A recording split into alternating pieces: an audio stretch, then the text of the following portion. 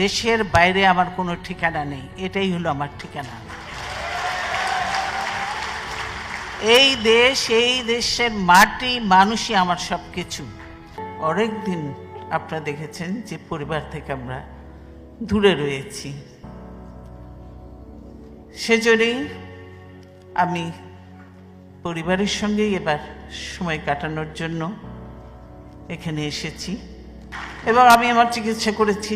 আল্লাহর রহমতে আমি ভালো আছি, সুস্থ আছি। এবং যদিও পরিবার তো বহুদিন পরে দেখা, কাজে তারা ছাড়তে চায় না, আরও থাকতে বলে।